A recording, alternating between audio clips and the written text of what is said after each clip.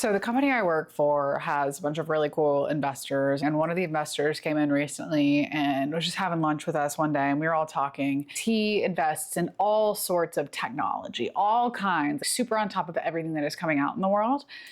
And I asked, is there any technology that makes you scared for the future? And he said to me, in my hometown, there's this museum and it has all of these creatures. And there's this well when you walk in, and it says a sign outside of the well, like the scariest animal on the planet is at the bottom of this well.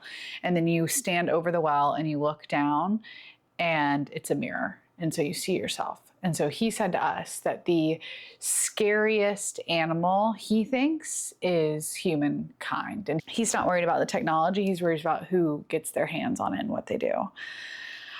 And I mean, wow, that was so elegantly spoken. So I would agree that humans can be quite scary, and what they do can be scary, but I may be wrong. Hi, my name is Caroline May Woodson, and you're listening to the Halloween special of I May Be Wrong, But. I love Halloween, so I wanted to do something fun. So today we're gonna be trick-or-treating, and we're gonna be trick-or-treating with a bunch of quotes. I was a rule follower growing up. You weren't allowed to wear flip-flops into elementary school, but every year on the last day of elementary school, I'd wear my flip-flops because I was such a rule breaker, but I wasn't. I followed every single rule.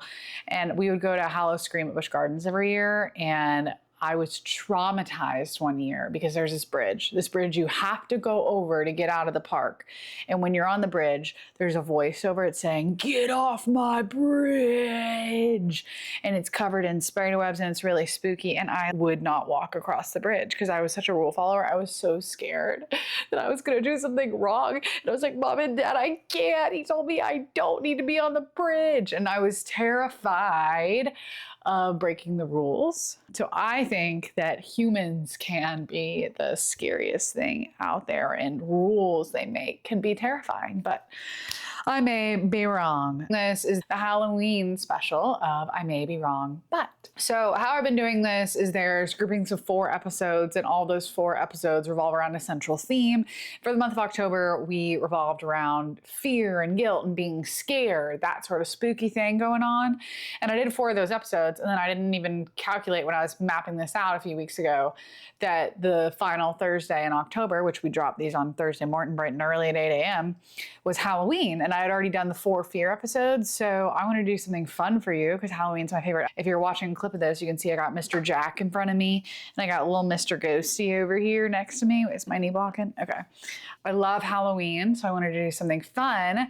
So today we're going to be trick-or-treating, and we're going to be trick-or-treating with a bunch of quotes. And now these quotes are quotes that have been widely misattributed. So a lot of these are going to be things you've heard before, and you're like, "Oh my goodness, I know that. Caroline Woodson said that," but no, she didn't. I'm going to be taking some quotes for you that are famous around the world from books, just phrases, and I'm going to tell you, hey, hate to break it to you, that was a trick. That person didn't actually say that, even though I know you think they did. Kind of fun, and we'll be talking about life and everything else in between, but I wanted to start off with a big fat one. I wanted to start off with "Let them eat cake." And famously, I've always known that that was by Marie Antoinette, but that's actually not true. It was actually found in Rousseau's Confessions, which were written before Marie was queen, and he attributes it to an unnamed princess. I think that we make connections that aren't there because perhaps, right, we're reading this monumental work about revolution and what have you, and we're like, "Oh my goodness, a princess said that? It must have been Marie Antoinette because we know that name." And then all of a sudden, generations of people have passed. We make movies about her having said this quote, and there's actually no proof that she did. That's just a quickie. Next up, I didn't know this one. "Elementary, my dear Watson." Everybody thinks it comes from the Sherlock Holmes books, which is Arthur Conan Doyle, but it actually never appears in the original books. It was added in later for film adaptations. And I think that's an interesting concept because I saw this thing that was Walt Disney put in his will. I don't know if this is true, everybody, but apparently Walt Disney put in his will that every 10 years they need to do a remake of the classics so that every generation grows up with the classic stories. And so perhaps that is why, well, it's not 10 years because obviously that math doesn't make sense, but that's why there was a person version of Cinderella and then a person version of Snow White. Perhaps that's true, but it's interesting to think about. Kids nowadays might have never seen the original animated Cinderella, but they've probably seen the people version that came out. Same thing with Snow White. They may never actually see the classic cartoon, but they might have seen the Ziegler, is that her name, who's doing it. And so it's interesting to think about, if you first see an adaptation, what side of the truth are you getting? And that rings to the importance of making an adaptation that aligns perfectly with what the original intent was of the story. I also wanted to talk about this because I saw this quote that I love. I'm always just quoting at you, so hold on. But I saw this quote that was, my sister said to me, this was some girl on Tumblr, everybody is either a Sherlock or a Watson in your life. And some people are meant to go out and start their own company or go out and forge for things, do the scary thing, go out and lead the mission. But there are people in life who are made to help. And that doesn't mean you're lesser than, because Sherlock could not do what all Sherlock can do without a Watson. And so it was asking the question of, are you a Sherlock or a Watson? And of course you can be both, but if we try and categorize it just into one, right? For example, I would consider like a teacher to be a Watson. They are really, really smart, but they're also really good at helping other people do what they're best at coaching them to write this paper better, to bring out the best part of their math skills so it's neater and cleaner, what have you. Teachers are helping those kids be the best they can be and grow into their future. Or like a mother, for example, I mean, that is forging because you're starting a family and that sort of thing, but also she is helping that family, a father as well. They are helping that family grow and become who they're going to be. Versus other roles, like let's say founder of a company. You cannot do that without the other people helping you, right? I mean, of course, you're brilliant if you're founding a company, but where would you be if you didn't have the sales people going out and pitching, the product people building the product? You would be nowhere. So you have this great idea and you need those people. So I kind of like that. Anyway, that's just what that made me think of. My next trick or treat for you: a lie can travel halfway around the world while truth is still putting on its shoes. And that is by, so we think, Mark Twain, but really it's traced back to Jonathan Swift in 1710. The original version was falsehood flies and the truth comes limping after it. If you Google something or put it on Goodreads and you're like, where did this quote come from? And it'll be like Mark Twain. And then you'll be like, okay, what book is it from? And then you cannot find it in any book. It's pretty interesting. It's pretty interesting to see. And I think it's another thing, being a writer or being a reader, our language now, of course, there are phrases that we're getting, but I would say our language is pretty developed at this point. Of course, there's things that are going to change, but this isn't like the olden days when we had to create words for things, because now most of the time there is a word for something. Of course, we're creating slang and creating new meanings for things and relating them to different images and what have you, but our language is largely developed. English has been done for a bit now. And so it can be a concept to think about with the words that we've had for years and years and years and years and years. How can you make a story original? With the phrases we've had for years and years and years, how can I do this? And that can be hard as a writer because, of course, I want to be original and artsy and I want to do something that no one's ever done before. But the reality is people have done it before. But I try and view that not as discouraging. I try to view it as uplifting because it's really cool that people have done this before and get to continue to do it. In high school, I did VHSL, which is the state competitions, or so it could be your sport. For me, it was theater. I was not playing a sport in high school. And you compete with everybody else on your level and you get ranked and people win and you get a state ring when you win. And we won, not just me, for a theater show we did. And my teacher, we had two. This was her first year doing VHSL because the other teacher, he had always done it. He had retired. And she wrote her own play for it. And we did it. And we won states. And I had a very minor part in that show. I was the sassy teenage daughter. Very fitting for me. And about 4 years later, they used that same play again for VHSL because, I mean, you can only write so many one acts for teenagers. And my theater teacher reached out to me and she was like, hey, this cast is about to go. You were in the original cast. You want to send them a message? And I made a little video myself and I just got kind of choked up in the video, which isn't normally like me. I'm sentimental all the time, but I don't normally feel the need to cry in front of other people or on camera. But I thought it was so cool that they were doing the same play I got to do. And I had this amazing experience. I went to Cookout for the first time with the cast. I'd never been to a Cookout, never had a milkshake from Cookout. We got to stay in this like Knights Inn, which I thought was the coolest stinking thing ever in high school, like a medieval themed hotel. I thought it was awesome. And we got to go to these dressing rooms and learn the quick changes and do all this stuff. And there was this one scene where they're at a bar and obviously none of us can drink. So my scene partner had a fake cocktail and it had watermelon juice in it.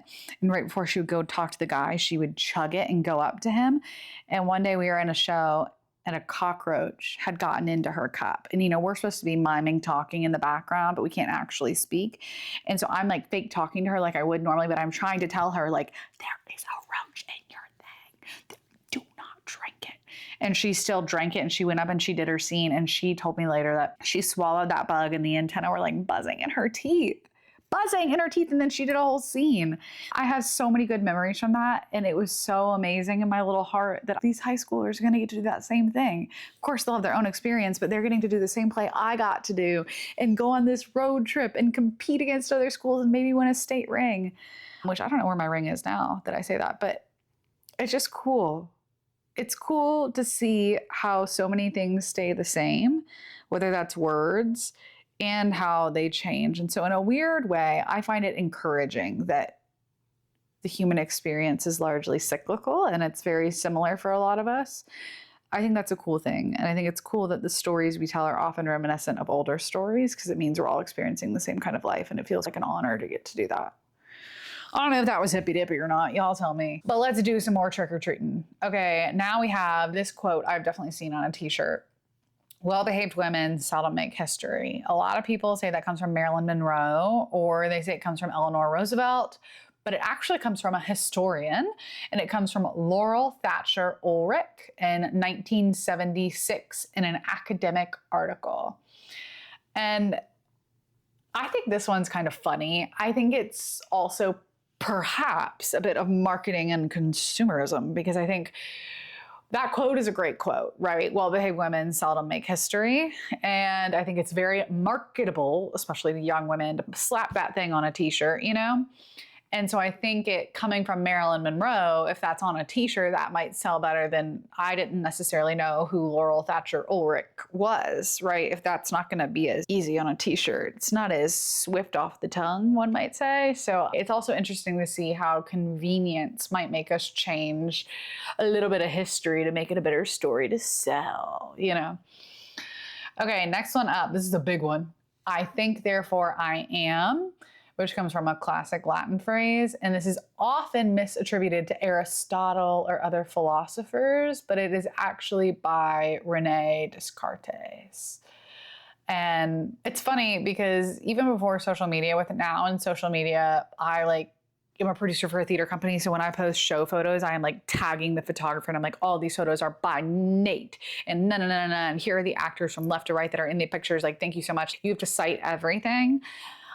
We didn't have all those copyright laws for a long time. So I could see how easy it would be for you to be like, oh yeah, I said that. Yeah, that was that girl that was really well spoken. That was me.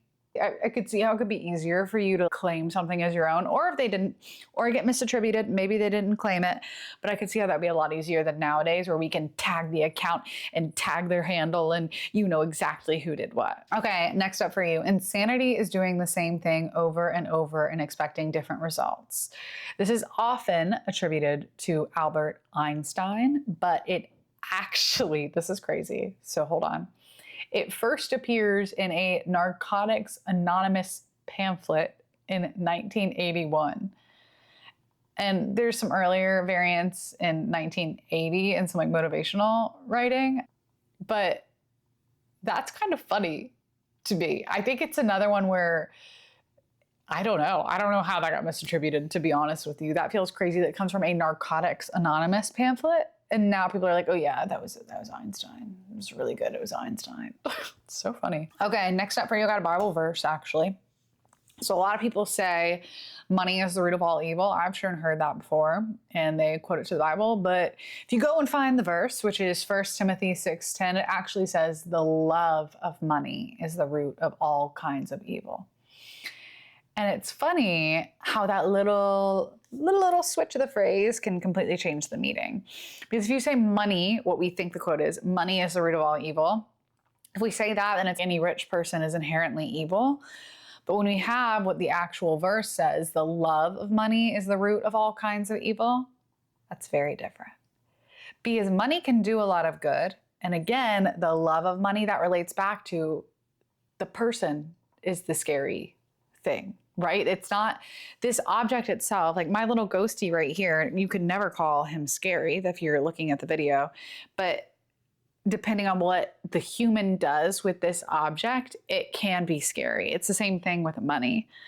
And so that's where the love of money, it's how we use it, makes it scary. So I think that's interesting. I also think people love to take quotes out of context and to make it into scary things, especially with the Bible. And that is a scary thing when people take words out of context. People do it for politicians, people do it with their friends even. It is a scary thing. So just reminds you to go back and read your source. This one is wild. I did not know this one. Blood is thicker than water.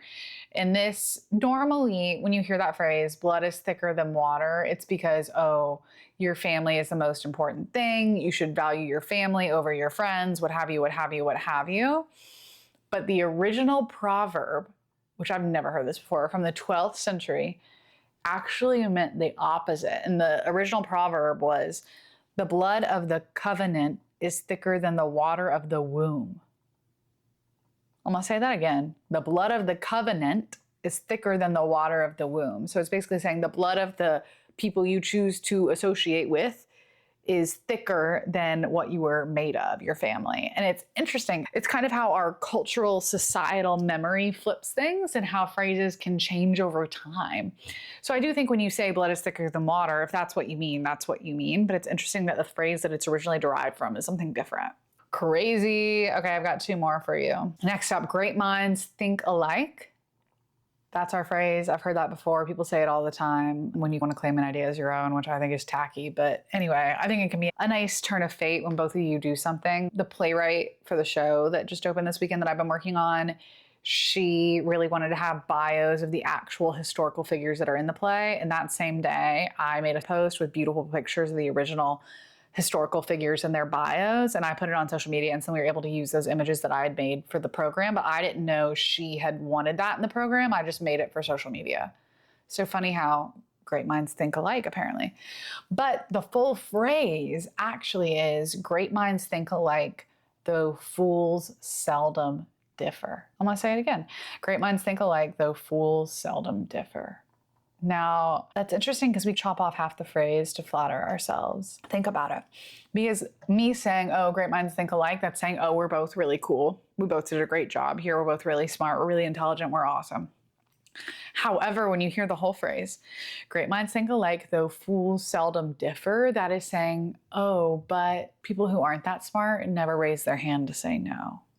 They never raise their hand to disagree. Oh, I like that. I'm going to start saying that full phrase. Great minds think alike, though fools seldom differ. You ought to speak your mind in a room full of people because it's like groupthink. Have you heard that phrase before? We learned this in psychology, though it doesn't sound that hard to understand. The phrase groupthink is the idea that when you're in a group, you're just going to agree with the people that are there. And it's true. It's the bystander effect. It's when, if everybody is saying yes, why aren't you going to say yes? If your friends all jump off a bridge, are you going to jump off a bridge? And this is partially why I'm quite apolitical. I think political parties are pretty inherently selfish on both sides. And I also don't particularly like subscribing to a certain political party because of groupthink. Because if you're, I'm on the right side, just meaning whatever side you think is correct, not necessarily left or right and conservative, liberal. If you were like, I'm on the correct side, I am this person, and somebody says, oh, I am too, this is what I think, you're going to agree with them because you think they're one of your people. You don't even have to think about it because you're like, oh, I belong to this group, so I think what they think, and you don't actually think for yourself as an individual. And I'm not saying all people do that. I think there are plenty of very intelligent political leaders, also very not intelligent political leaders, but it can be easy when you identify yourself with a certain group to be like, oh, that's what they think, that's what I think, and not actually think it through for yourself. And I think that causes a lot of problems and a lack of individualism and a lot of complacency. Okay, and my last one, a weird one to go out on, to be honest with you. Houston, we have a problem, which is attributed to the Apollo 13 astronauts. The real quote is, Houston, we've had a problem. So it's in the past tense. A sad one. I think it's another way, though, that we make things more dramatic. When you're young and you find a new phrase, you definitely want to use it all the time because you think you're so funny. So Houston, we have a problem. I can totally remember my friend group when Interstellar came out. We were all on that space jargon. You just want to make media a part of your life, which is cool. But in that, there can be some misconstruing. Okay, so short and sweet. That is my Halloween present to you. Being that it is Halloween, I have a bunch of Halloween media to offer up to you that you ought to watch if you're listening to this and you're like, hey, I don't have plans tonight or this weekend, I don't know what I'm gonna do. First and foremost, Coraline aligns with my name. I love that movie. I think it's pretty timeless. I think the aesthetic is so beautiful and it's so much more than just a Halloween movie, though it tis the season. So why not watch Coraline? It also makes me think of my dear friend Evan. He's one of my writing partners. I also think you ought to watch The Nightmare Before Christmas. It's another sort of same genre, and it could be a Halloween movie and a Christmas movie. Twofer, it's a twofer. If you're looking for something actually scary, like really want to freak out, I would recommend, I think for the best horror movie I've seen in a really long time is Barbarian. It's a horror movie I saw in San Francisco with my roommate at the time. And it is probably the scariest thing I've ever seen in my life. But it has a good plot, and right when it gets really scary, then this classic comedy actor comes on screen. The timing is so good. I think it's really well written. I think it's really interesting. But it is like a bit scary. I will say, my dad and I would watch horror movies every single weekend until we watched The House at the End of the Street. And then we had to stop for a little bit because horror movies with ghosts and vampires don't really do it for me. But the fact that he had a woman trapped in his basement and he was putting tampons in her during her period really freaked me out. My dad would make jokes at our ottoman in the basement. There was a girl hidden under it, and it really did me in for a while. We had to stop our scary movie tradition. So House at the End of the Street might do you a little bit of damage. Other than that, a TV show to watch. Of course, Stranger Things, if you hadn't seen it, the new season's coming out, so maybe it's time for a rewatch. The Haunting of Hill House is good. Or I have to say, if we're going back to like classic Caroline movies, the final two I have for you are Halloween Town. Oh my goodness, I was obsessed with Halloween Town as a kid. I would watch it in the car on road trips.